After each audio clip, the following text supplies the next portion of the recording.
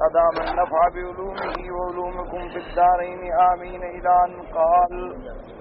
وقال ابن أبي حاتم أيضا حدثنا عبد الملك بن أبي عبد الرحمن المقري قال حدثنا عبد الله بن عاصم قال حدثنا صالح يعني المري قال حدثنا أبو بشر عن أيوب عن نافع عن ابن عمر رضي الله تعالى عنهما قال كنا لا نشك في من أوجب الله له النار في الكتاب حتى نزلت علينا هذه الآية إن الله لا يغفر أن يشرك به ويغفر ما دون ذلك لمن يشاء.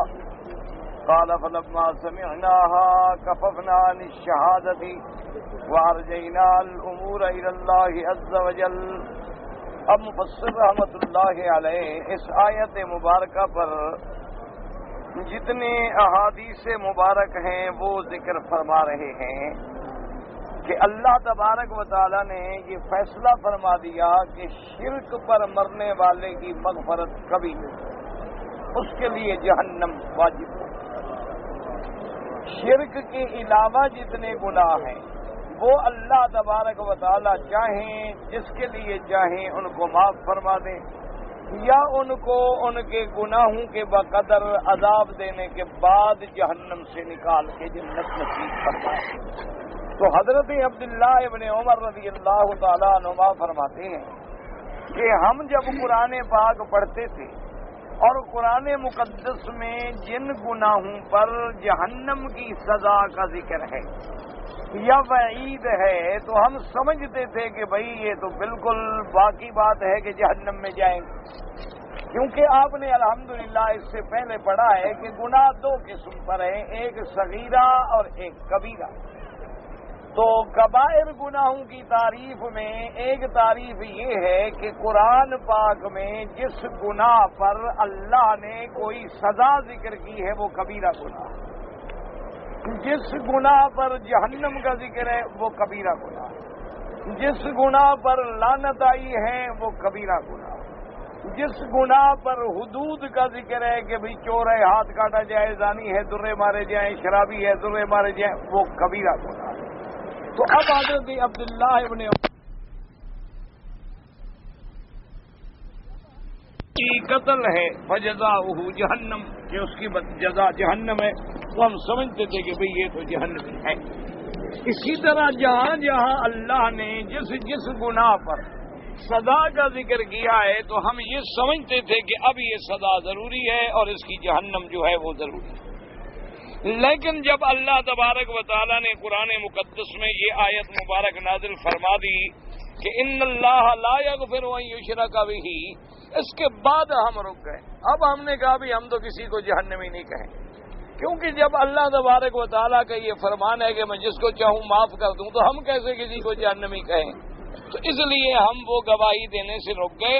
وَأَرْجَيْنَا الْأُمُورَ إِلَى اللَّهِ عَزَّ وَجَلَّ، اور معاملات کو اللہ کے سپرد کر دیا کہ اب اللہ کی مرضی ہے، جس کو چاہیں معاف کر دیں، جس کو چاہیں معاف نہ فرمائیں، وہ ان کی مشیت کے تابع ہے، کیونکہ نص قطعی آ گئی کہ ان اللہ لا یغفر ان یشرک بہ ویغفر ما دون ذلک لمن یشاء۔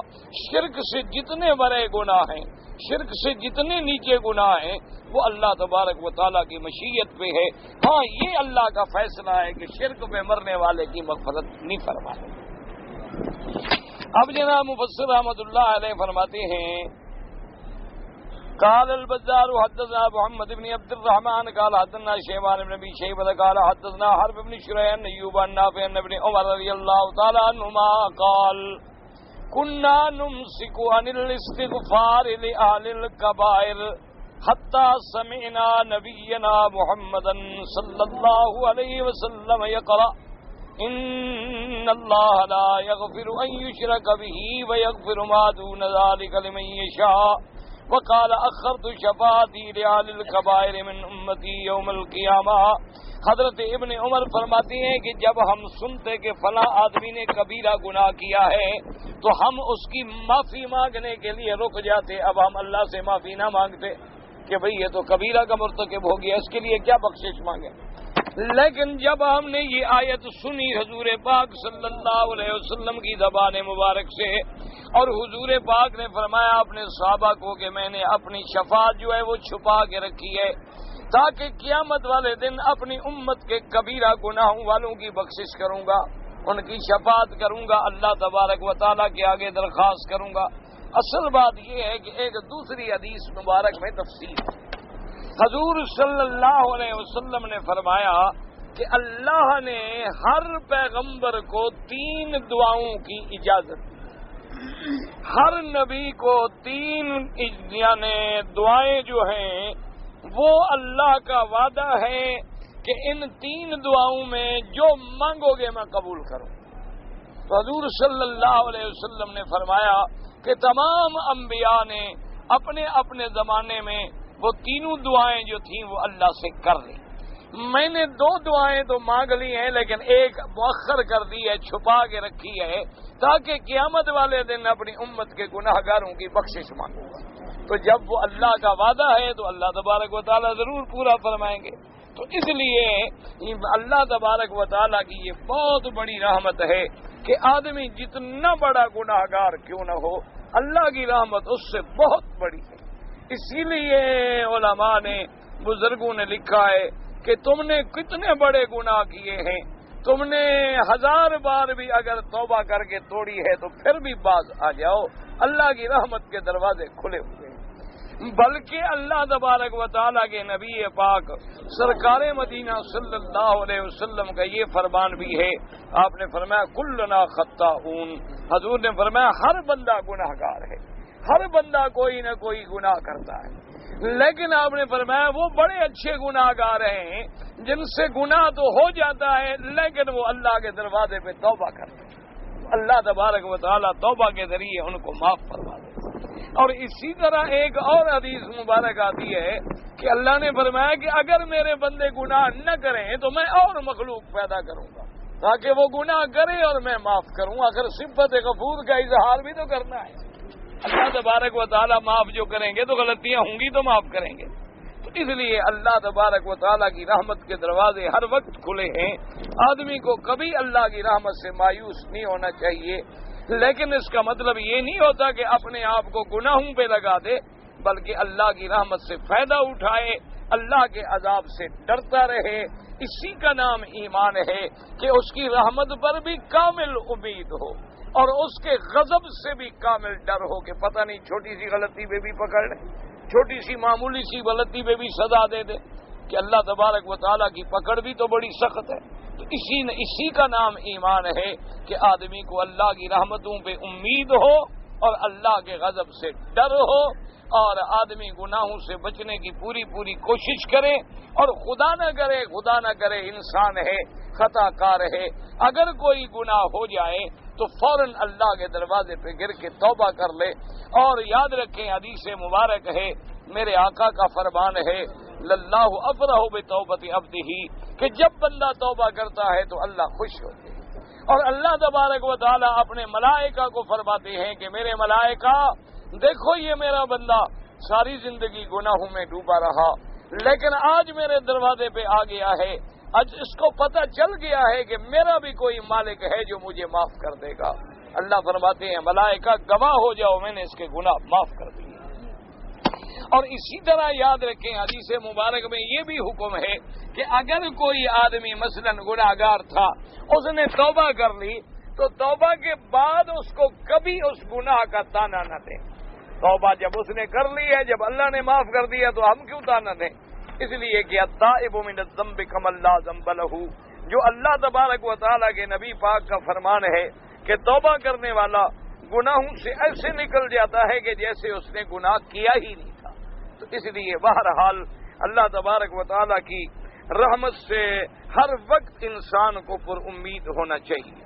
وقال ابو جعفر الرازي عن الربيع قال اخبرني محبر بن عبد الله بن عمر رضي الله تعالى عنهما انه قال لما نزلت يا عبادي الذين اسرفوا على انفسهم لا تقنطوا من رحمة الله الى اخر الايه قام رجل فقال والشرك بالله يا نبي الله فقال ذلك رسول الله صلى الله عليه وسلم فقال إن الله لا يغفر أن يشرك به ويغفر ما دون ذلك لمن يشاء ومن يشرك بالله فقد افترى إثما عظيما.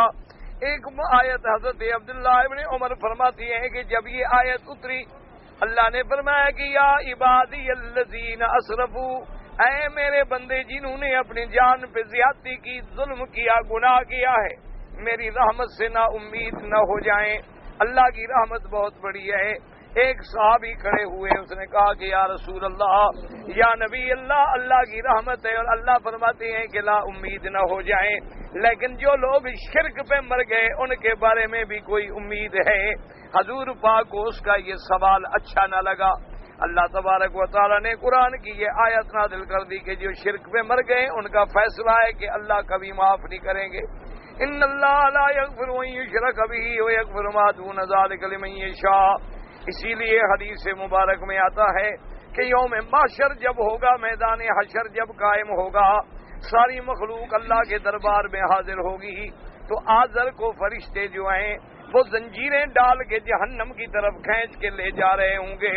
سیدنا ابراہیم الخلیل علیہ السلام اللہ کے آگے فریاد کریں گے کہ یا اللہ، تیرا وعدہ ہے کہ میں اپنے نبیوں کو قیامت والے دن رسوا نہیں کروں گا. میرا اللہ، اس سے بڑی رسوائی کیا ہوگی کہ میرا ابا ہے آزر اور جہنم میں ڈالا جا رہا ہے. اللہ تبارک و تعالیٰ فرمائیں گے ابراہیم آنکھیں بند کر کے ذرا نیچے دیکھو. حضرت ابراہیم علیہ السلام آنکھیں بند کر کے نیچے دیکھیں گے، حکم ہوگا کہ اب دیکھو. اب جب دیکھیں گے تو آزر کو ایک جانور کی شکل میں بدل دیا جائے گا. اللہ فرمائیں گے خلیل، ہم تجھے رسوائی سے بچا لیتے ہیں کہ اس کو کوئی پہچانے گا نہیں، لیکن میرا فیصلہ کبھی نہیں بدلے گا. جو شرک پہ مرے وہ جہنم میں ضرور جائے گا. اس کے لیے جہنم کے سوا کوئی ٹھکانہ نہیں ہے، کیونکہ مشرک کی بخشش کا کوئی فیصلہ ہی نہیں، امید ہی نہیں.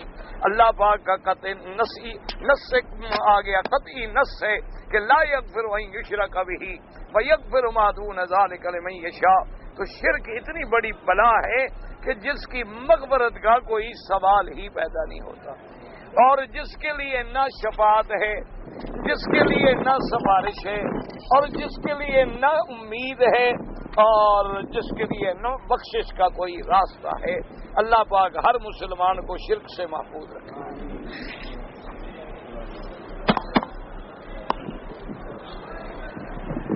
وقد رواه ابن مردويه من طرق عن ابن عمر رضي الله تعالى عنهما وهذه الآية والذي في سورة الطين مشروطة بالتوبة ومن تاب من أي ذنب وإن تكرر منه تاب الله عليه. ولهذا قال تعالى قل يا عبادي الذين أسرفوا على أنفسهم لا تقنطوا من رحمة الله إن الله يغفر الذنوب جميعا، أي بشرط التوبة، ولو لم يكن كذلك لدخل الشرك فيه، فلا يصير ذلك لأنه تعالى قد حكمها هنا بأنه لا يغفر الشرك، فحكم أنه يغفر ما أداه لمن يشاء، أي وإن لم يتب صاحبه فهذه أرجى من تلك من هذا الوجه. اب مفسر رحمت اللہ علیہ فرماتے ہیں کہ اس آیت میں اللہ نے فرمایا کہ ان اللہ یغفر الذنوب جميعا، اللہ تبارک و تعالیٰ تمام گناہ معاف کر دیں گے، لیکن وہاں شرط یہ ہے کہ بے شرط توبت ہے کہ اگر بندہ توبہ کر کے مر جائے.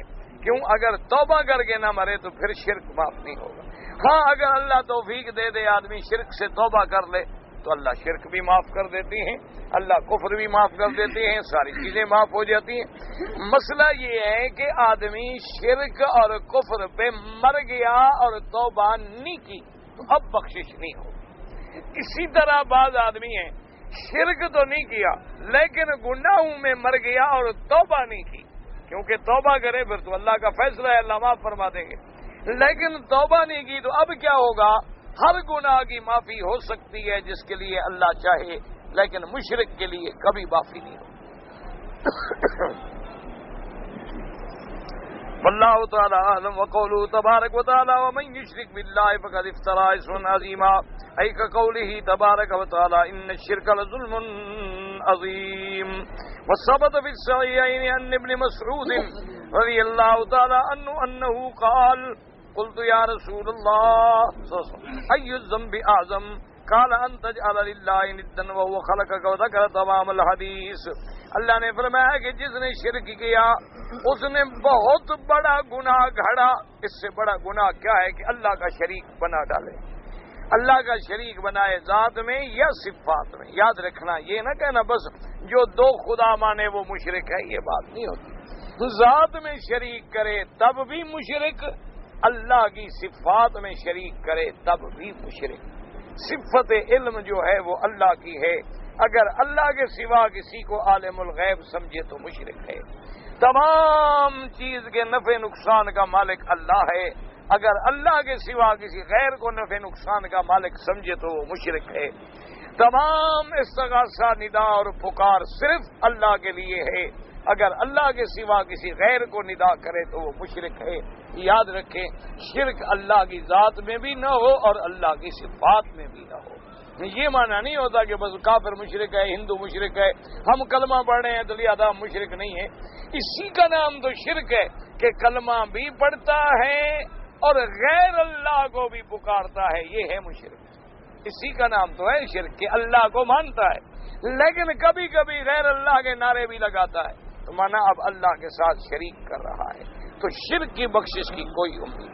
اس لیے اللہ نے فرمایا ان الشرک لظلم عظیم، شرک جو ہے یہ بہت بڑا ظلم ہے.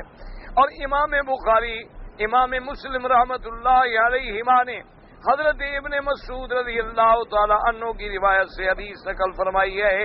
حضرت عبداللہ ابن مسعود رضی اللہ تعالی عنہ کہتے ہیں میں نے حضور پاک صلی اللہ علیہ وسلم سے پوچھا، میں نے کہا کہ یا رسول اللہ ای الذنب اعظم، سب سے بڑا گناہ کون سا ہے؟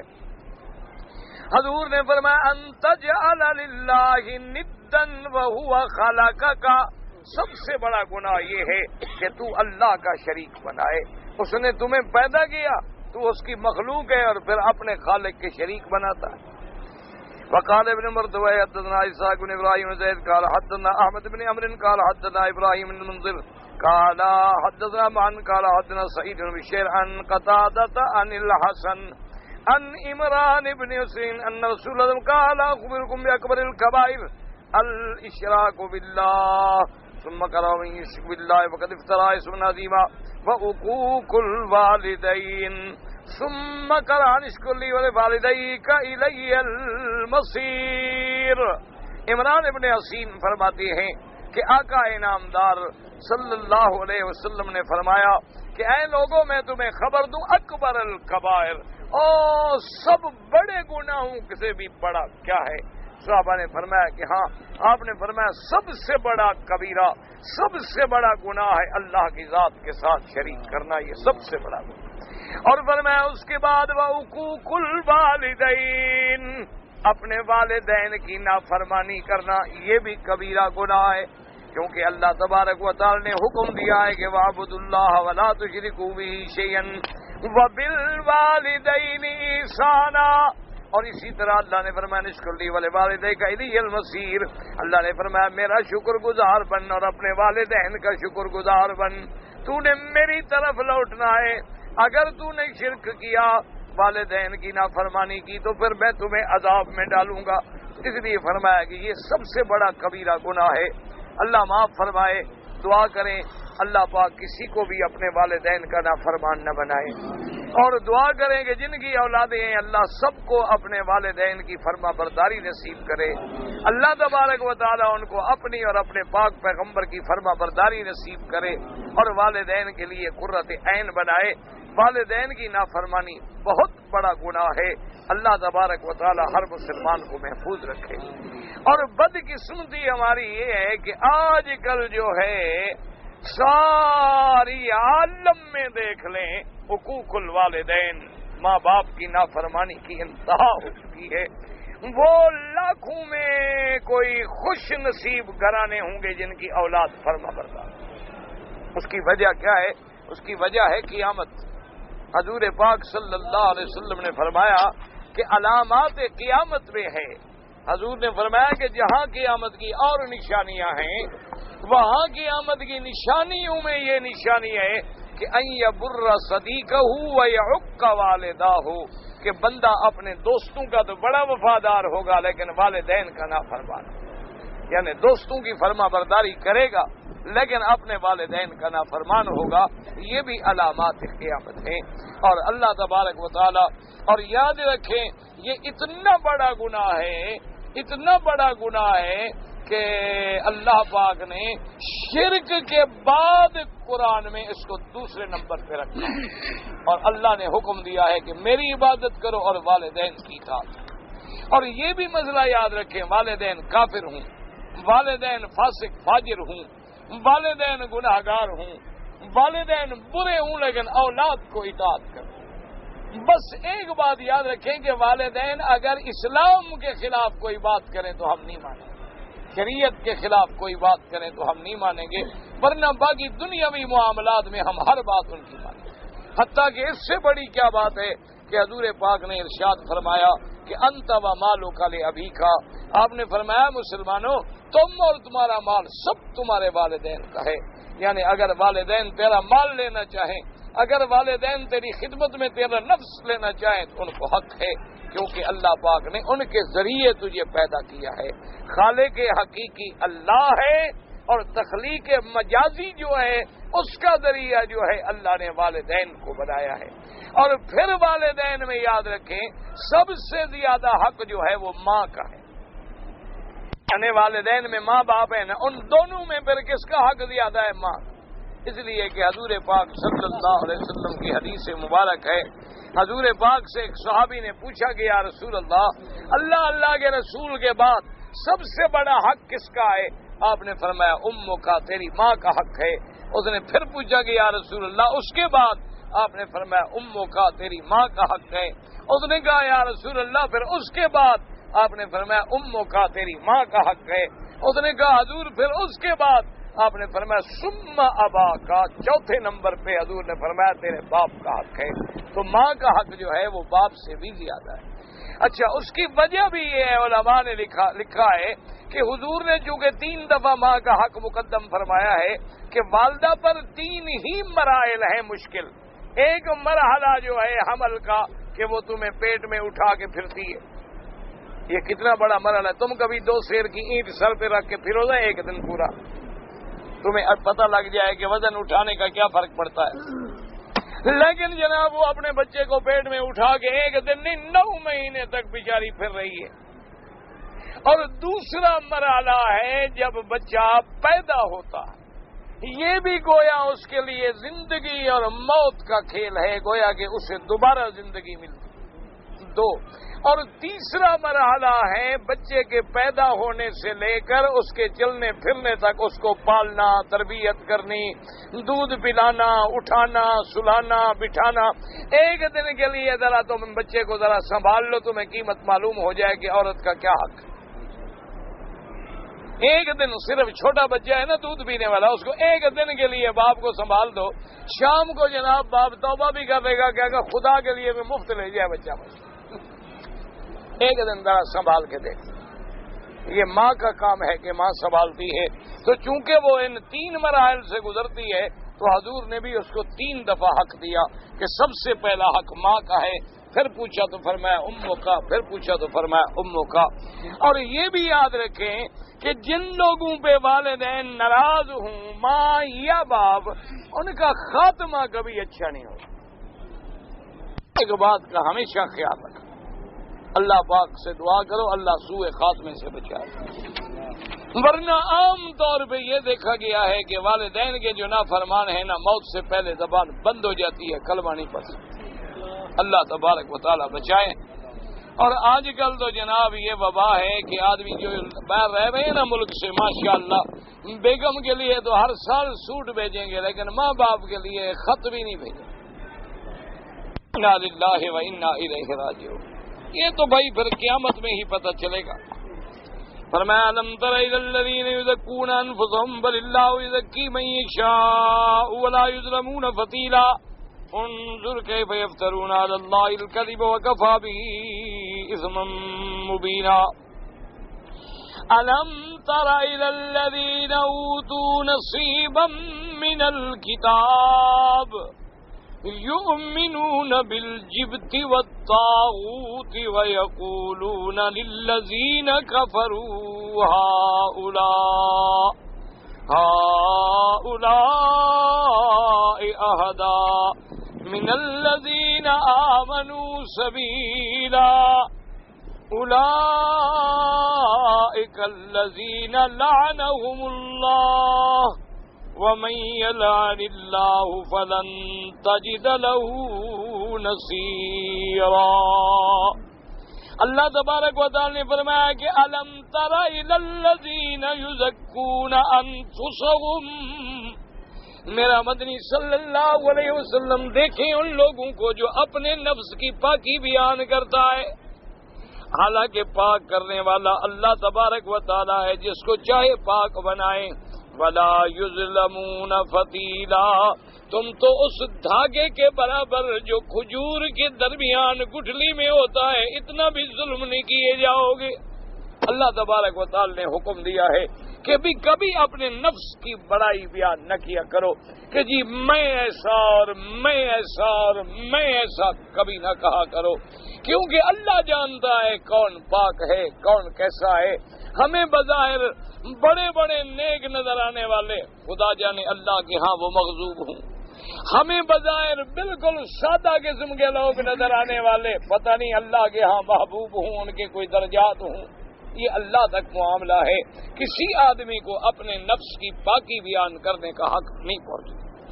اسی لیے اولیاء اللہ لکھتے ہیں کہ اپنے نفس سے بدظنی کرو اور دوسرے کے بارے میں حسن ظن سے کام کرو، یعنی دوسرے کے بارے میں سمجھو بھی یہ اچھا ہے، اپنے نفس کو کبھی اچھا نہ سمجھو، اپنے نفس کی کبھی پاکی بیان نہ کرو۔ اچھا، اس کی وجہ کیا تھی کہ اصل یہ بھی مسئلہ ہے یہود کا، جیسے آپ پہلے پڑھ رہے تھے نا یہودیوں کے حالات، یہ بھی یہود کا مسئلہ ہے کہ یہودیوں کو یہ فخر تھا، وہ یہ دعویٰ کرتے تھے کہ بھئی ہم جو ہے نا ہم ہی جنت میں جائیں گے۔ کیوں بھئی؟ کہتے کہ ہم اللہ کے بیٹے ہیں، اللہ کے محبوب ہیں۔ اسی لیے آج تک دیکھ لیں کہ یہودی جو ہے نا جی، اس کے مذہب میں کوئی غیر آدمی جو ہے داخل نہیں ہو سکتا، صرف ان کا نسلی جو آ رہا ہے اسی کو وہ یہودی مانتے ہیں، کسی دوسرے کو یہودی ماننے کے لیے تیار نہیں۔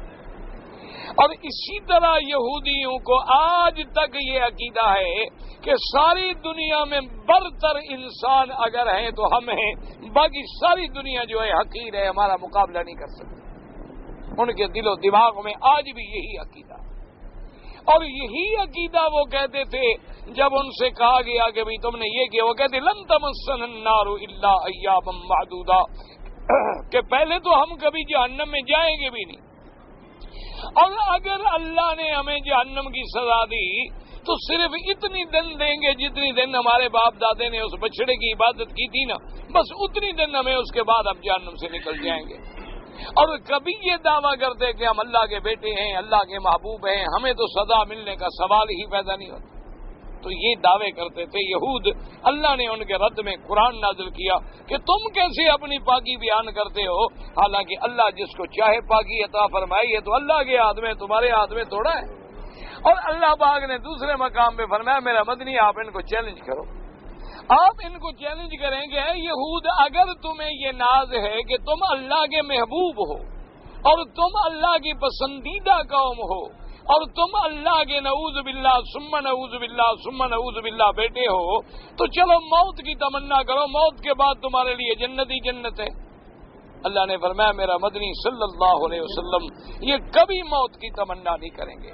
اسی لیے یاد رکھیں، آج پوری دنیا میں، پورے عالم میں جتنے بڑے بڑے فتنے ہیں ان سب کے پیچھے یہودیوں کا ہاتھ ہے، ایک بات یاد رکھ لیں۔ اور اسی طرح یہ بھی یاد رکھ لیں کہ میرے آقا سرکار مدینہ صلی اللہ علیہ وسلم نے جو فرمایا ہے کہ میری امت 73 فرقوں میں بڑھ جائے گی، سب کے سب جہنم میں جائیں گے مگر ایک کون سا فرقہ؟ فرمایا جس پہ میں ہوں اور میرے صحابہ، وہ 72 فرقے جتنے ہیں ان سب کے موجد جو ہیں یہودی ہیں، وہ تمام فرقے جو ہیں یہود سے نکلے ہیں، ان تمام فرقوں کی جڑ جو ہے وہ یہود ہیں۔ اسی طرح جتنے فرقے ہیں، یعنی آپ دیکھ لیں جتنی معتزلہ کے فرقے ہیں، اسی طرح جتنی خوارج ہیں، نواسب ہیں، نوافذ ہیں، جتنے فرق ضالہ ہیں، سب کے موجد اصلی جو ہیں وہ یہودی ہیں، کیونکہ یہود کو یہ پتہ تھا کہ اللہ نے اسلام کو اتنی طاقت دی ہے کہ اب اسلام کا مقابلہ ہم نہیں کر سکتے، تو انہوں نے اسلام کے مقابلے کے لیے یہ سازش تیار کی کہ مسلمانوں میں داخل ہو کر مسلمانوں کو لڑا دیا۔ اسی لیے سیدنا عثمان کے زمانے سے لے کر سیدنا علی رضی اللہ تعالیٰ عنہ، سیدنا حسن حسین، معاویہ رضوان اللہ علیہم اجمعین، اسی طرح بالتاریخ کو دیکھتے چلے آئے آج تک جتنے اسلام کے خلاف فتنے اٹھے ہیں ان سب کے پس پردہ یہود ہیں، ان سب فتنوں کے موجد جو ہیں وہ یہود ہیں۔ اس لیے اللہ کے قرآن نے ان کے بارے میں بڑا کھول کھول کر بیان کیا ہے تاکہ کوئی آدمی یہود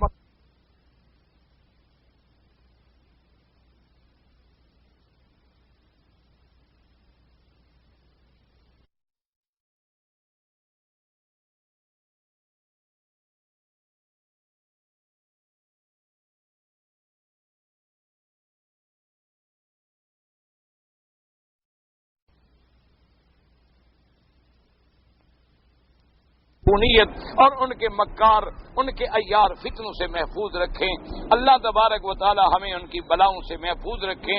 اللہ پاک ہمیں ان کے فتنوں کو سمجھنے کی توفیق دیں۔ لیکن افسوس یہ ہے کہ آج ہمارا مسلمان ان کے مکر کا شکار ہے، آج ہمارا مسلمان ان کے چالو میں کھو چکا ہے، آج ہمارا مسلمان ان کے لباس اختیار کرتا ہے، آج ہمارا مسلمان تجارت میں، کاروبار میں، بینکنگ میں، ہر بات میں یہودیوں کے اشاروں پر اور یہودیوں کے قوانین پہ چلتا ہے۔ اس کے علاوہ ہم کیا کہہ سکتے ہیں کہ انا للہ و انا الیہ راجعون، اور ہمارے بس میں کیا ہے ماں سوا اللہ کے آگے رونے کے، اللہ کے آگے فریاد کرنے کے۔ ورنہ یہ جتنا سرمایہ داری کا چکر ہے اور یہ جتنا سوشلزم کا چکر، سب کے موجد کون تھے؟ یہودی۔ کارل مارکس کون تھا؟ یہودی۔ اسی طریقے سے آپ دیکھ لیں جتنے بڑے بڑے سوشلسٹ گزرے ہیں ان کے اصل کون تھے؟ یہودی۔ سرمایہ داری نظام کے موجد کون تھے؟ یہودی۔ یہ انہوں نے دنیا میں دو متوازی نظام چلائے کہ کچھ لوگوں کو اس نظام میں دھوکے میں رکھو، کچھ لوگوں کو اس نظام کے دھوکے میں رکھو، اور جب یہ ساری دنیا ٹکراتی رہے تو ان کے اوپر سردار بن کے بیٹھے رہے۔ اس لیے اللہ تبارک و تعالی ان کے فتنوں سے عالم اسلام کو بچائیں، عالم اسلام کو محفوظ رکھیں اور ہمیں حق اور باطل کو سمجھنے کی توفیق دیں۔ اچھا، اسی طرح اب یہ جو دوسرا واقعہ ہے کہ الم تر الی الذین اوتوا نصیبا من الکتاب یؤمنون بالجبت والطاغوت، یہ واقعہ یوں ہے کہ دو یہودیوں کے بڑے بڑے سردار تھے، ایک کا نام تھا کعب بن الاشرف اور ایک کا نام تھا حیی بن اخطب۔ یہ بڑے یہودیوں کے سردار تھے اور میرے مدنی سرکار کے دشمن۔ 24 گھنٹے میرے مدنی کی دشمنی میں مبتلا رہے۔ یہ دونوں آئے بڑا وفد لے کر، جنگ احد کے بعد مکے کے سرداروں کے پاس ایک بہت بڑا وفد لے کے آئے۔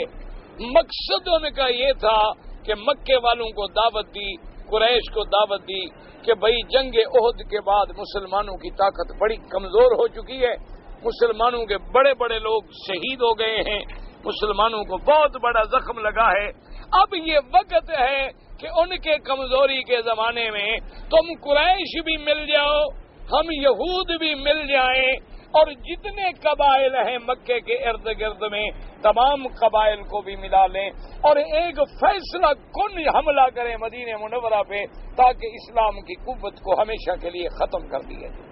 اس کے لیے وہ وفد لے کے آئے، مکہ مکرمہ میں پہنچے، قریش مکہ کے پاس آئے، اور اس زمانے میں مکے پہ حکومت اور سرداری تھی ابو سفیان۔ جب آ گئے ان کی بات چیت ہوئی تو ابو سفیان نے سرداروں سے مشورہ کیا اور مشورے کے بعد ان یہودی سرداروں سے کہا کہ بات ٹھیک ہے، تم ٹھیک کہتے ہو کہ جہاں تک اللہ کے نبی کی دشمنی کا تعلق ہے تو ہم کٹھے، لیکن بات یہ ہے کہ تم یہودیوں کا اعتبار کوئی نہیں، تم بڑی مطلب پرست قوم ہو، تمہاری زبان پہ ہم اعتماد نہیں کر سکتے، ایک شرط ہے ہماری، اگر مان لو تو پھر ہم تمہارے ساتھ معاہدہ کریں۔ کعب بن الاشرف نے پوچھا ابو سفیان سے کہ وہ کیا شرط ہے؟ اس نے کہا ہمارے 2 بت ہیں، ہمارے یہ 2 بت ہیں، ہمارے خدا ہیں، تم اگر ان کو سجدہ کرو، جبت اور طاغوت کو، تو پھر تو ہم مان لیں گے کہ بھئی تم نے ہمارے خداؤں کو مان لیا ہے، تو اب جھوٹ نہیں بولو گے، پھر تمہارے ساتھ ہم پکا معاہدہ کر لیں گے۔ تو کعب بن الاشرف نے کہا کہ ٹھیک ہے، پھر ہمیں بھی سوچنے کا ٹائم دیں۔ ایک رات گزر گئی، دوسرے دن کعب بن الاشرف اپنے سرداروں کو لے کے آ گیا۔ اس نے کہا چلیں جی ہم آپ کے خداؤں کا سجدہ کرتے، تیار ہو گئے۔ آج کل مسلمانوں کا حال آپ نے نہیں دیکھا، مسلمانوں کا تو بھی یہی حال ہے۔ آج کل مسلمانوں کا حال بھی دیکھ لو، کسی ملک میں جائیں کافر کی قبر ہو پھر بھی پھول چڑھا دیں، گاندھی کی ارتھی پہ بھی پھول چڑھا دیں۔ کوئی ضروری نہیں کہ مسلمان کی قبر ہے یا ہندو کی ہے، پھول چڑھانے ہے، رسم ہے، رواج ہے۔ وہاں بھی چادر چڑھا دیں گے، یہاں بھی چادر چڑھا دیں۔ اچھا، اسی طریقے سے اگر جناب کوئی کافروں کی رسم ہے وہ بھی ادا کر دیں گے، اگر کوئی یہودیوں کی رسم ہے وہ بھی ادا کر دیں گے۔ اللہ تبارک و تعالی ہمارے حال پہ رحم کرے۔ تو بہرحال وہ کعب بن الاشرف آیا اور حیی بن اخطب آیا، اس نے آ کے قریش مکہ کے بتوں کو سجدہ کیا۔ اس دور میں بات یہ ہوتی تھی کہ ہر قبیلے کا اپنا اپنا خدا تھا، یعنی ہر قبیلے نے، جیسے بنو ثقیف تھے، بنو وائل تھے، بنو کلاب تھے، بنو زہرہ تھے، قریش تھے، بڑے بڑے قبائل تھے، کسی نے لات، کسی نے عزا، کسی نے منات، کسی نے حبل، کسی نے اساف، کسی نے نائلہ، سب لوگوں کے اپنے اپنے خدا تھے، اور ہر قبیلے کا خدا جو ہے وہ کعبے میں رکھا ہوا تھا۔ 360 فٹ تھے کعبے میں۔ اچھا یہ یاد رکھیں، بتائیں کہ 360 بت کیوں رکھے گئے کعبے میں؟ کبھی کبھی ہمارے بعض مولوی کہہ دیتے ہیں کہ بھئی چونکہ 360 دن ہوتے ہیں نا سال کے، ہر روز وہ ایک نئے خدا کی عبادت کرتے تھے، یہ غلط بات ہے، یہ بات نہیں۔ اصل بات یہ ہے، سمجھو کہ اس کفر کے زمانے میں بھی اللہ کے کعبے کو ایک بہت بڑی عزت حاصل تھی، چاہے وہ کافر تھے وہ مشرک، لیکن اللہ کے اس گھر کی عظمت کا یہ عالم تھا کہ اس کا طواف بھی کرتے تھے، زمزم بھی لوگوں کو پلاتے تھے، اسی طریقے سے قربانیاں بھی کرتے تھے، احرام بھی باندھتے تھے۔ خدا کے کعبے کی عزت ان کے دل میں تھی۔ وجہ کیا تھی؟ وہ سمجھتے تھے کہ یہ ابراہیم علیہ السلام نے بنایا ہے اور ہم ابراہیم کے طریقے پہ۔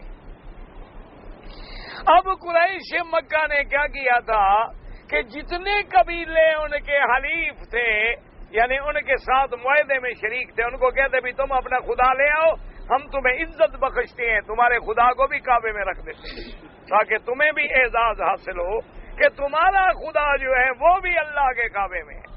اور جس دن تم نے معاہدہ توڑا نا تو خدا کو کان سے پکڑ کے باہر پھینک دیں گے۔ جس دن تم نے ہمارے ساتھ معاہدہ توڑا نا جی، تو اسی دن تمہارے خدا کو ٹانگ سے پکڑ کے باہر پھینک۔ یہ وجہ تھی جس وجہ سے 360 بت کعبے میں جمع ہو گئے، ہر قبیلے والوں کا ایک بت کعبے میں آتا گیا، رکھا گیا۔ اب جناب کعب بن اشرف آیا، حیی بن اخطب آیا، ان دونوں نے آگے ان کے بتوں کو سجدہ کیا اور ان کے آگے جھک گئے۔ جب سجدہ کر لیا تو اب مکے والے مطمئن ہو گئے، انہوں نے کہا جو لوگ اپنا مذہب چھوڑ کے، تورات کا حکم چھوڑ کے ہمارے مذہب پہ چل سکتے ہیں تو وہ کل ہمارے ساتھ پکے رہیں گے۔ انہوں نے کہا کہ چلو جی اب ہم معاہدہ کرنے کے لیے تیار۔ حیی بن اخطب اور کعب بن اشرف نے کہا کہ ایسا کرو کہ 30 آدمی منتخب کرو، 30 آدمی ہم دیتے ہیں اور 30 آدمی قریش والے دیں۔ یہ 60 آدمی جو ہے اللہ کے کعبے میں کھڑے ہو کر، اللہ کے گھر میں کھڑے ہو کے وعدہ کرے کہ ہم اکٹھے رہیں گے اور محمد مصطفیٰ کی مخالفت کریں گے۔ اندازہ کریں اللہ کے نبی سے لڑنے کے لیے قسم کہاں کھا رہے ہیں کعبے میں. آدمی کے عقل پہ جب پردہ پڑ جاتا ہے نا پھر ایسی باتیں کرتا رہتا. آپ نے نہیں دیکھا ماشاءاللہ کئی دفعہ ہم نے دیکھا ہے حج کے موقعوں پہ لوگ ملتزم پہ کھڑے ہوتے ہیں دعا مانگ رہے ہوتے ہیں اور وہیں کھڑے ہو کہتے ہیں داتا تیری بڑی مہربانی تو نے اللہ کے گھر میں بھیجا. یعنی کھڑا کعبے میں ہے دعا داتا سے مانگ رہا. کئی لوگ حج کے دنوں میں بیمار ہوتے ہیں اپنے بھائیوں کو ٹیلی فون کرتے ہیں کہ میں مکے مدینے میں بیمار ہوں داتا صاحب کی مزار پہ جا کے میرے لیے دعا مانگو. اندازہ کرو یعنی حقیقت ہے یہ اللہ کا کعبہ ہے. دعا کرو اللہ ہمارے حال پہ رحم کرے. ورنہ ہم شرک کی ان بنیادوں پہ پہنچ گئے ہیں کہ جیسے شاہ ولی اللہ محدث دہلوی رحمت اللہ علیہ نے لکھا ہے کہ آج اگر اللہ تبارک و تعالی حضور کے صحابہ کو زندہ کر دیں اور وہ ہمیں دیکھیں تو ہمیں دیکھنے کے بعد وہ یہ فیصلہ کریں گے کہ یہ لوگ مسلمان تو نہیں پتہ نہیں اور کیا بلا. اسی طرح علماء نے لکھا ہے کہ آج اگر اللہ تبارک و تعالی مشرکین مکہ کو زندہ کر دیں اور وہ ہمارے ملک کے مشرکوں کا شرک دیکھیں تو وہ ہاتھ باندھ کے بھاگ جائیں. وہ کہیں گے بھی یہ شرک تو ہمارے باپ دادے کو بھی نہیں آتا یہ شرک تو کوئی اور بلا ہے. ہم نے بڑا زور لگایا 3-4 خدا بنائے انہوں نے ہر ملک میں ماشاءاللہ جس قبر پہ کپڑا ڈالا سجدہ شروع. انا للہ و انا الیہ راجعون. اللہ پاک ہر مسلمان کو صحیح ہدایت دے اور کلمہ نصیب فرمائے. اب دیکھیں جی کعبۃ اللہ میں بیٹھ کے معاہدہ ہو رہا ہے. یہ خدا کی شان ہے کہ ہر غلط آدمی جو ہے نا اب بھی تمہارے ڈاکو جو ہے نا جی چور قاتل ڈاکو وہ بھی پیروں کی مزار پہ جاتے ہیں منت مانتے ہیں کہ چوری میں کامیاب ہوں تو واپسی پہ چادر چڑھائیں. یہ اللہ کی شان. بس اپنا اپنا عقل ہے دعا کرو اللہ سب کو ہدایت. ورنہ اولیاء اللہ کی مزاریں بڑا اسی لیے ہوتی. اولیاء اللہ کے مزاروں پہ اللہ کا ذکر ہو اللہ کا قرآن ہو حدیث رسول پڑھی جائے مساجد ہوں مدارس ہوں وہاں دین کی آوازیں ہوں وہاں سے رشد و ارشاد کے چشمے پھوٹیں. اللہ تبارک و تعالیٰ کے اولیاء کے مراکز تو اس لیے ہوتے ہیں کہ ان کی موت کے بعد بھی ان کے مشن کو زندہ رکھا جائے ان کے کام کو جاری رکھا جائے ان کے عمل کو جاری رکھا جائے. یہ نہیں ہوتے کہ نعوذ باللہ ان کی وفات کے بعد ان جگہوں کو شرک کا گڑھ بنا لیا جائے. تو بہرحال اسی طرح بے عین ہی ایک آدمی نے اسی کعبۃ اللہ میں حتیم مبارک کے اندر اور عین میزاب رحمت کے نیچے بیٹھ کے ایک کافر سے معاہدہ ہوا. اس نے کہا بات سنو اللہ کے نبی سرکار محمد صلی اللہ علیہ وسلم کو اگر تم قتل کر دو تو میں تمہیں اتنے پیسے دوں گا. معاہدہ کہاں ہو رہا ہے حتیم میں میزاب رحمت کے عین نیچے. اور معاہدہ کس کا قتل ہو نبی پاک کا. اس نے کہا کہ ٹھیک ہے آدھے پیسے ابھی دے دو آدھے کام کے بعد. آدھے پیسے اس نے دے دیے اور آدھے پیسوں کا وعدہ کر لیا. اس نے کہا کہ بھی میں نے کیا کیا کہ اپنا خنجر جو تھا اس کو میں نے زہر میں بجھایا. پہلے زمانے میں رواج تھا کہ خنجر جو ہے نا وہ زہر میں رات کو ڈال دیتے تھے بجھاتے تاکہ اس کو زہر اثر کر جائے. اگر بندے کو ذرا بھی لگ جائے چلو خنجر اثر نہ کرے زہر اثر کر گیا بندہ مر گیا. تو خنجر کو میں نے تیار کیا اور میں مدینہ منورہ پہنچا اور میں حضور کی خدمت میں حاضر ہو گیا. حضور نے فرمایا کیسے آئے؟ میں نے کہا یا رسول اللہ میں مسلمان ہونے کے لیے حاضر ہوں. آپ نے فرمایا ٹھیک ہے کلمہ پڑھ لو. میں نے کلمہ پڑھ لی. اب وہ کہتا ہے کہ میں رات دن اسی تلاش میں رہتا کہ مجھے موقع ملے کہ حضور اکیلے بیٹھے ہوں اور میں حملہ کروں لیکن مجھے موقع نہ ملتا کہ حضور جب آتے مسجد میں تو پروانے گھیر لیتے. اور حضور سرکار مدینہ صلی اللہ علیہ وسلم اگر سرکار دو جہاں اپنی مسجد مبارک سے جاتے تو سیدھا گھر میں تشریف لے جاتے اور اگر حضور باہر تشریف لے جاتے تو آگے پیچھے پروانے جان نثار ہر وقت ساتھ ہوتے. مجھے موقع نہ ملتا. کہتا ہے میں اسی موقع کی تلاش میں تھا.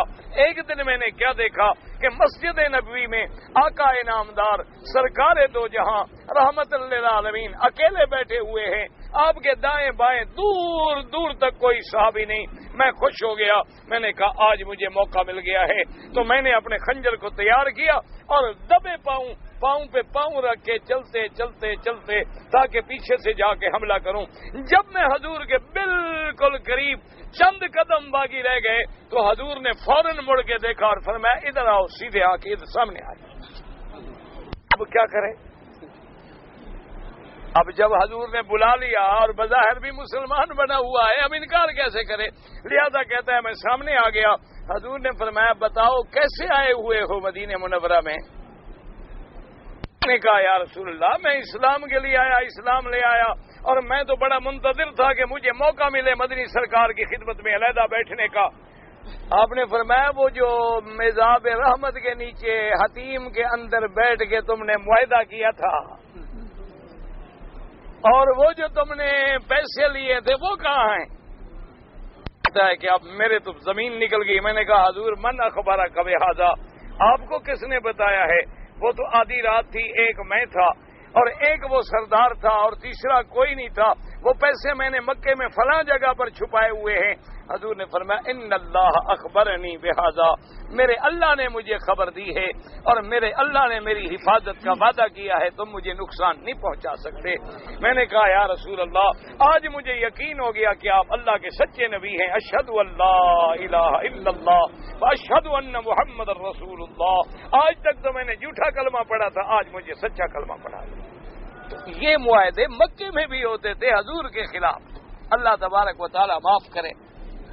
تو 60 آدمیوں نے یہ معاہدہ کر لیا, قسمیں کھا لی, تیاری کر لی کہ حضور صلی اللہ علیہ وسلم کی دشمنی کرنی ہے. اب جب یہ معاہدہ ہو گیا, ایک دعوت میں جب اکٹھے ہوئے تو ابو سفیان نے کعب بن الاشرف سے پوچھا.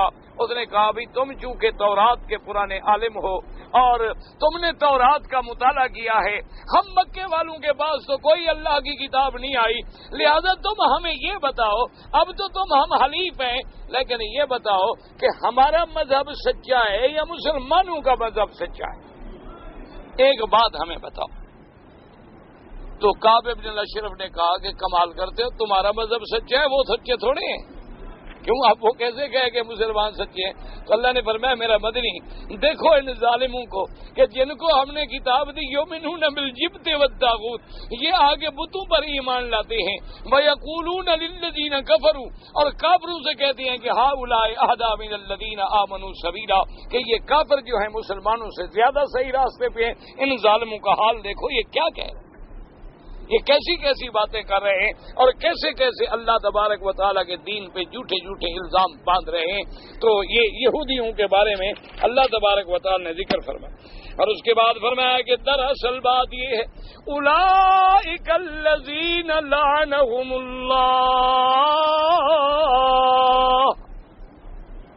اللہ نے فرمایا میرا مدنی صلی اللہ علیہ وسلم, یہ یہود و نصارا, یہ کفار و مشرکین, یہ جو ایسی ایسی باتیں کرتی ہیں اسلام کے خلاف, قرآن کے خلاف, نبی کے خلاف, وجہ کیا ہے؟ وجہ اصل میں یہ ہے کہ ان پہ اللہ نے لعنت کی ہے, اور جس پہ اللہ لعنت کر دے وہ رحمت سے دور ہو جاتا ہے, اور جب رحمت سے دور ہو جاتا ہے تو وہ بھٹکتا رہتا ہے, کبھی کچھ کبھی کچھ کبھی کچھ کبھی کچھ. اصل بات یہ ہے میرا مدنی ان کے دلوں پہ مہر لگ چکی ہے, اللہ نے ان پہ لعنت کر دی ہے, یہ ملعونین ہیں, اس لیے ایسی باتیں کرتے ہیں. کبھی بتوں کو سجدے کرتے ہیں, کبھی تورات کے دعوے دار بنتے ہیں, کبھی اپنے آپ کو اللہ کا بیٹا کہتے ہیں اور کبھی اپنے آپ کو اللہ کا محبوب کہتے ہیں. لیکن فرمایا یاد رکھیں وَمَن يَلْعَنِ اللَّهُ فَلَن تجد له نصیرا, اور فرمایا یہ بھی یاد رکھ لیں کہ جس شخص پہ اللہ لعنت کر دے پھر اس ملعون کا کوئی مددگار نہیں ہوتا جو اس کی مدد کرے. اس لیے اللہ تبارک و تعالی رحمت فرمائے. اب جناب ذرا قرآن نے واقعات جو بیان کی ہیں نا یہودیوں کے, لوگوں نے سمجھا ہے کہ بس یہ آیتیں یہودیوں کے لیے تھی. بات یاد رکھو، یہودیوں پہ جس وجہ سے لعنت ہوئی، اگر وہی کام مسلمان کریں گے تو ان پر بھی وہی لعنت ہوگی۔ یاد رکھو، اللہ کے ہاں عدل ہے، انصاف ہے۔ یہودیوں نے جس طرح مذہب کو بگاڑا، تورات کو بگاڑا، اللہ کی کتاب میں تعریف کی، اگر مسلمان کریں گے تو ان پہ بھی لعنت ہوگی، اور جب لعنت ہوگی تو پھر اللہ کی مدد۔ اس لیے دیکھ لیں، 1 ارب 40 کروڑ مسلمان ہے لیکن ہر جگہ ذلیل۔ 1 ارب 40 کروڑ مسلمان، اور اندازہ کرو کہ حضرت عمر کے زمانے میں، حضرت عثمان کے زمانے میں تو 22 لاکھ مربع میل پہ اسلام پھیل گیا۔ اتنی تعداد تھی لاکھوں میں، یعنی کروڑ بھی نہیں، چند لاکھ مسلمان، اور چند لاکھ مسلمان بھی بے سر و سامان۔ اسی لیے اقبال نے کیا خوب بات کی تھی کہ بات کیا تھی کہ نہ روم و ایران سے دبے چند بے تربیت اونٹوں کے چرانے والے، اونٹوں کے چرانے والے لوگ۔ اس لیے روایت میں موجود ہے کہ سیدنا امیر المؤمنین حضرت عمر بن الخطاب الناطق بالحق والصواب وزیر النبی المصطفیٰ رضی اللہ تعالی عنہ وارضاہ، آپ تشریف لا رہے ہیں مدینہ منورہ سے مکہ شریف کی طرف۔ راستے میں جب تشریف لائے، ایک مقام سے گزرے، آپ نے قافلہ روک دیا، اپنے اونٹ مبارک سے اترے، 2 رکعت نماز نفل پڑھی، اس کے بعد کافی دیر تک روتے رہے، پھر آپ سواری پہ سوار ہوئے۔ ساتھیوں نے پوچھا کہ کیا بات ہے؟ حضرت عمر نے روتے روتے فرمایا کہ یہ وہ مقام ہے جہاں کبھی ہم اونٹ چرایا کرتے تھے، اب اسی جگہ میں مسلمانوں کا بادشاہ بن کے گزر رہا ہوں، اس لیے میں نے اللہ کا شکر ادا کیا۔ اسی طرح روایات میں یہ بات موجود ہے کہ سیدنا امیر المومنین عمر بن الخطاب رضی اللہ تعالیٰ عنہ نے مکے کے گورنر کو مدینے میں طلب کیا۔ جب وہ آ گئے تو آپ نے فرمایا علامن والیت اہل مکہ تھا، کہ تم نے مکے میں اپنا قائم مقام کس کو بنایا ہے؟ اس نے کہا میں نے ابن ابزہ کو بنایا ہے۔ تو حضرت عمر ناراض ہو گئے، آپ نے فرمایا کیا کہہ رہے ہو؟ تم نے گورنر بنا دیا مکے کا ابن ابزہ کو؟ انہوں نے کہا ہاں جی۔ انہوں نے فرمایا کمال کرتے ہو، وہ تو غلام ہے، وہ تو احرار میں بھی سے نہیں ہے، وہ تو حر بھی نہیں ہے، وہ تو غلاموں میں سے ہے، اور آل مکہ جو ہیں وہ تو اہل اللہ ہیں۔ حضرت عمر آل مکہ کو کہتے تھے اہل اللہ، وہ فرماتے تھے جو جس کے گھر میں رہتا ہے اسی کا اہل ہے نا۔ تم اپنی بیوی کو کہتے ہو نا اہلیہ، کیونکہ تیرے گھر میں رہتی ہے نا، تو جو اللہ کے گھر میں رہتا ہے پھر وہ کس کا حال ہوا؟ اس لیے فرماتے تھے بھی مکے والوں کا خصوصی خیال کیا کرو، یہ اللہ کا حال ہے، یہ اللہ کے گھر میں رہنے والے لوگ ہیں، ان کا بڑا خیال رکھا کرو، کیونکہ اپنا جو ہے نا وہ کتنا برا ہو جائے، اللہ تبارک و تعالیٰ اپنے دروازے پہ پڑے ہوں کی بات نہیں ٹالتے، سن لیتے ہیں۔ والد صاحب رحمت اللہ علیہ، اللہ ان کی قبر پہ کروڑ رحمتیں فرمائے، وہ فرمایا کرتے تھے کہ مولوی مکی ایک میراثی ہوتا ہے، ذمہ دار، سردار، جگیردار اپنے اس میراثی کی بات بھی نہیں ٹالتے۔ وہ کہتے ہیں کہ یار چلو کچھ ہے، ہمسایہ ہے، یا دروازے پہ پڑا ہے، فقیر ہے، ہمارا میراثی ہے، چلو اس کو بھی تکلیف نہ پہنچے، تم لوگ اللہ کے دروازے پہ پڑے ہوگے تو اللہ تمہیں چھوڑ دے گا۔ بات تو صرف یہ ہے کہ آدمی کا خود بھی تو عقیدہ ٹھیک ہو نا، صرف لوگوں کو تقریریں کرے اور اپنا عقیدہ ٹھیک نہ ہو تو پھر کیا ہو سکتا؟ ورنہ تو اللہ والے بھی کبھی کسی کو نہیں چھوڑتے۔ اسی لیے تاریخ میں ایک واقعہ مشہور ہے نا جی، کہ امام ابو حنیفہ رحمت اللہ علیہ کے زمانے میں ان کے گھر کے سامنے ایک آدمی رہتا تھا، اور وہ تھا بھی کافر، اور وہ کافر بھی تھا اور شرابی نشائی بھی تھا، اور وہ اپنی کوئی ستار متار کوئی سنگیت منگیت بھی بجاتا تھا. جب امام صاحب کی عبادت کا وقت آئے وہ نشے میں شور کرنا شروع کر دے, سنگیت بجائے, اور ایک گانا گایا کرتا تھا کہ ازاؤنی ازاؤنی, کہ لوگوں نے مجھے ضائع کر دیا ہے, لوگوں نے مجھے ضائع کر دیا ہے, مجھے نشائی سمجھ کے, مجھے بنگی سمجھ کے چھوڑ رکھا ہے, ورنہ میں تو بڑا مرد تھا میدان کا. یہ گانے بھی گایا کرتا تھا.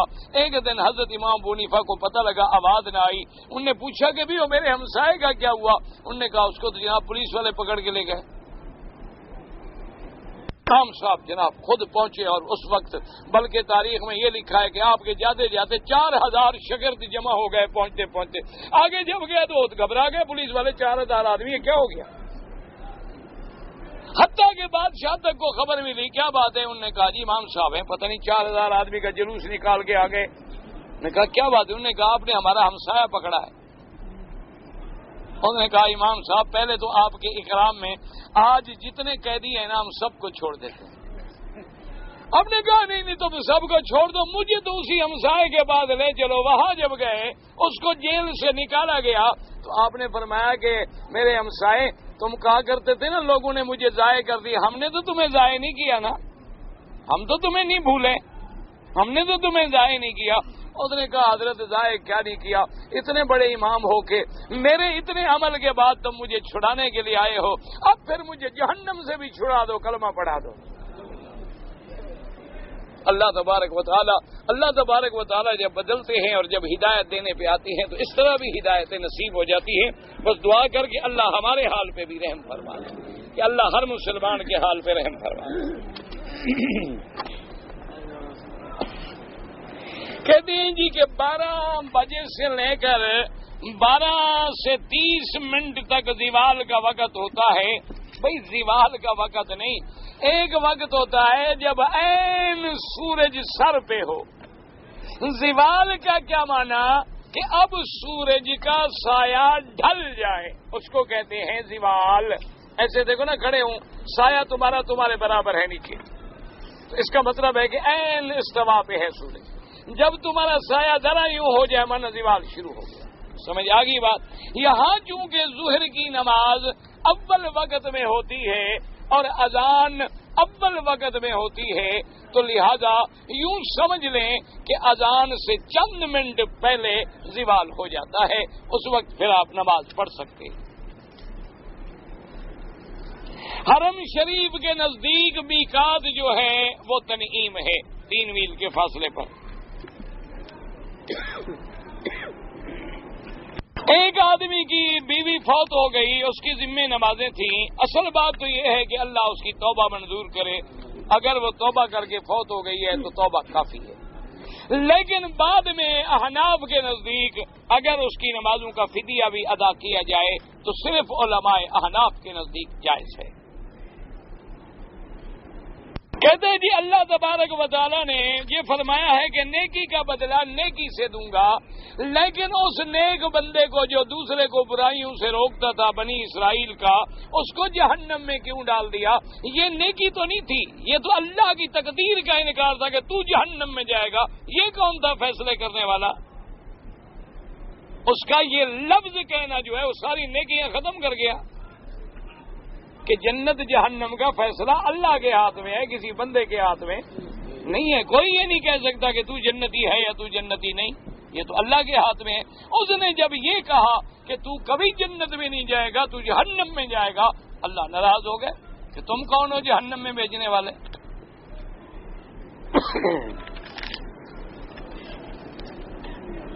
کہتے ہیں جی مدینہ منورہ میں 40 نمازیں جو ہیں میرے بھائی, 40 نمازوں کا زیارت سے کوئی تعلق نہیں. اگر ایک آدمی مسجد نبوی میں گیا, 2 رکعت تحیۃ المسجد پڑھی, حضور پاک پہ صلاۃ والسلام پڑھے اور اسی وقت واپس آ گیا, کوئی حرج نہیں.